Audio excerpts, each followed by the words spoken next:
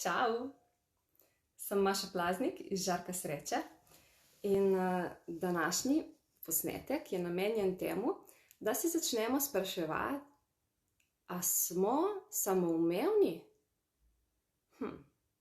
A tisto, kar jaz počnem, kar jaz podarim, kar naredim, kar se potrudim, kar ščijem kri, a je to samoumevno? Tako da, dajmo se najprej vprašati, vsak pri sebi, kaj sem samoumevna v tej situaciji? Ko pomagam, ko zjutraj, naprimer, bomo dali primer ene ženske, ene boginje. Torej, zjutraj ponovadi, dajmo reči, vstaneš, pa lepo opraviš svoje potrebe v kopalnici, pa greš v kuhinjo, začneš pripravljati zajtrk, prezračiš stanovanje, daš gretje, zbudiš otroke, ostale družinske člane. Oni vstanejo, vse jih čaka pripravljeno. Kaj je to samoumevno, da si to naredila? Ne, to ni samoumevno. To si ti se potrudila, to si porabila svoj čas. Ni to samoumevno. Nikjer nisi podpisala pogodbe, da to moraš narediti. To si naredila iz ljubezni, iz, tega, kar si navajena mogoče, da je to treba narediti. Nisi pa to naredila zato, ker je to samoumevno. Ni to tvoje delo. Nisi se rodila in kot majhna sprejela, da boš to, pa to, pa to, pa to, pa še to, pa to, pa to, pa to, da boš ti to počela. Tako da tekom odraščanja ljudje kupimo ogromno omejitev. In še posebno ženske smo omejene s tem, da moramo pospravljati, da moramo gospodinjiti, da moramo skrbeti za nekoga, da moramo ga negovati, čuvati, zdraviti, hraniti. Ampak to sploh ni res. Tako da te stvari, ki jih vi počnete, niso samoumevne. Niso samoumevne. Te stvari, ki jih vi počnete, jih počnete zato, ker ste pri sebi izbrali, da to boste naredili. Tako da, kaj bi bilo potrebno, da si danes vzamete čas in en list papirja, ali pa mogoče v elektronski obliki, če vam je lažje, in si to napišete, kaj jaz vse naredim za druge. Pa si mogoče daste recimo nekaj poglavij, družina, partner, otroci, starši, brati, sestre. Pa si naredite razdelek služba, sodelavci, sodelavke, pa sosedi, prijatelji. En razdelek bi bilo fajn, da ga naredite jaz, torej kaj jaz zase naredim. In dajte začeti napisati tako. To je nek proces, ki lahko traja tudi par dni, da vse to napišete. Torej, kaj vse naredim jaz za te osebe. In potem si malček to predelajte, ker boste opazili, sicer vsak ima različno, ampak boste opazili, koliko stvari naredite za druge ljudi. Kaj vse mi počnemo za druge ljudi. In fajn bi bilo, da si potem napišete zraven tudi, kako se počutite ob tem, kakšna čustva se dvignejo, kakšne misli.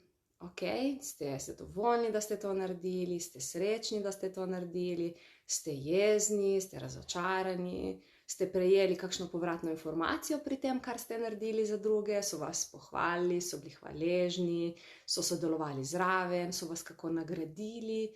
Kaj ste vi prejeli od vsega tega, kar ste naredili za druge ljudi? To je to. Mi naredimo ogromno in to ni samoumevno. Tako da, ko boste potem pregledovali ta vaš zapis, kaj naredite za koga, malček pregledajte, ali delate več za tiste, ki jih imate radi, ali delate več za tiste, kjer ste se podredili jim, se pomanjšali pred njimi, tiste, ki ste jih naredili za bolj pomembne od vas. Za koga največ naredite? In tisti, ki naredite največ za sebe, in tudi to je potem fajn predelati. Kako delate stvari za sebe? Jih delate zato, ker skrbite za sebe, ali zato, ker ste kupili, da morate, zato, da boste pasali v neko družbo, zato, da vas bojo drugi ljudje sprejeli. To je fajn malo predelati, iz kakšnega prostora mi nekaj izberemo. Torej, izberem to zato, ker imam zavedanje, zaznavam, čutim, da je to prav, ali naredim to zaradi tega, ker imam občutek, da to moram narediti. Okay? To so dve popolnoma različni stvari. Torej, jaz dejansko nič ne moram, ampak lahko pa. Torej, kaj če lahko danes pripravim ta zajtrk za družino in jutri, kaj če ga ni potrebno. Okay? Kaj če lahko en dan naredim uslugo nekomu v službi in kaj če 15 dni nobenemu ne naredim usluge. In kaj če nisem pol nič napačna zaradi tega, ker nisem nobenemu nič pomagala, naredila za to osebo, omogočila. Kaj če nisem slab človek? Kolikokrat recimo ljudje sploh ne rabijo naše pomoči ali naše podpore, naše tople besede. Ste kdaj opazili, da vam nekdo pokaže na nek način, da ne, se ni treba, hvala, vse je cool, ok, ne rabi. Kaj upoštevate potem to ali greste samovoljno in narediste vseeno? V takih situacijah se je fajn ustaviti in se tudi vprašati, ok, čakaj. Kaj jaz tukaj sploh počnem? Kaj delam? Je to cool, ni cool? A še to delam ali ne? A danes ni cool, pa mogoče jutri bo cool? Torej, biti prisotni v vsaki situaciji in se spraševati. Vprašanja so čudovito orodje, ki nam ful pomagajo. Tako da, kaj bi bilo potrebno, da smo v stiku sami s seboj v vsakem trenutku in si dovolimo samo biti to, kar smo, brez da si sodimo, brez da se omejujemo, brez da se kregamo sami s sabo, da je nekaj potrebno. In kaj bi bilo potrebno, da ne gledamo več nase na tak način, da mislimo, da smo samoumevni in da drugim pokažemo, da je samoumevno, itak valjda bo to Maša naredila. Ne, se jaz to ne rabim narediti, itak Maša to zna. Čakaj, Maša je ful dobro v tem. Dajmo Maši to dati. Okay? In pol se kar naenkrat lahko zgodi, da imam, na primer, ogromno stvari, ki jih moram jaz narediti, ker kao samoumevno se jaz pač to znam, jaz to naredim hitro. Okay? In pol drugi lahko, ne vem, počivajo, delajo nekaj, kar jim je všeč, jaz pa moram garati za vse. Tako da to ni glih najbolj prijazno do mene. Jaz sem dala recimo en primer zase, ne?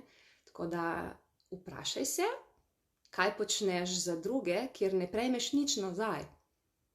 Torej, nobene zahvale, nobene pohvale, nobene hvaležnosti, kontrausluge, kako se že temu reče, okay? Nekega priznanja, karkoli. Lahko je to nasmeh, lahko je to objem, lahko je to stisk roke, lahko je karkoli, zato da prejmeš energijo nazaj. Torej, ko mi nekaj vložimo, je dobro, da tudi nekaj prejmemo nazaj. Ni to nujno sicer od iste osebe, ampak kaj če bi lahko v vsaki situaciji, ko smo, bili vedno hkrati tale izbira, da ok, jaz bom to zdaj naredila, naredim z ljubeznijo, z lahkoto, me ne zanima, kaj se bo potem zgodilo, ampak samo naredim.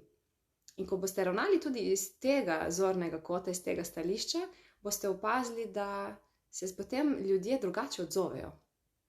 Tako da, vzamite si danes torej čas. Vzamite list papirja, lahko tudi v elektronski obliki, če vam je lažje ali ljubše, ali hitreje. Okay? In napišite si, kaj jaz počnem zase, kaj počnem za partnerja, kaj počnem za otroke, kaj počnem za sorodnike, kaj počnem za sodelavce, kaj počnem za sosede, kaj počnem za prijatelje. In pišite si vse, kar se spomnite in potem si to preglejte in pol si spodaj dopišite za vsako področje, kako se ob tem počutite, koliko prejmete nazaj od teh istih ljudi in naredite si neko evalvacijo, da vidite, kje ste. In tam, kjer vas res jemljajo kot samoumevne, kjer je itak normalno, da boste vi to naredili, tam je potrebno začeti delati kakšne spremembe, drugačne odločitve. In bodite pripravljeni, da se bojo ljudje uprli, da jim ne bo cool, ker so bili do zdaj navajeni, da vi to narediste vedno in da njim ni treba. Je pa to hkrati priložnost, da se potem oni naučijo, da lahko to naredijo. Tako da zaupajte vase, imejte se radi in upam, da vam bojo današnji namigi pomagali do boljšega počutja, do več zavedanja in do tega, da mogoče boste imeli tudi več časa zase. Tako da hvala, sem Maša Plaznik iz Žarka sreče in če te zanima še kaj več o meni, si lahko to pogledaš na moji spletni strani žareksreče.si, brez šumnikov valjda. Aha, in še naslednji teden imam eno čudovito 3-dnevno delavnico, bojo videoklici, ljubeča maternica, to je namenjeno samo za ženske, ker moški pač maternice nimate, žal, tako smo rojeni.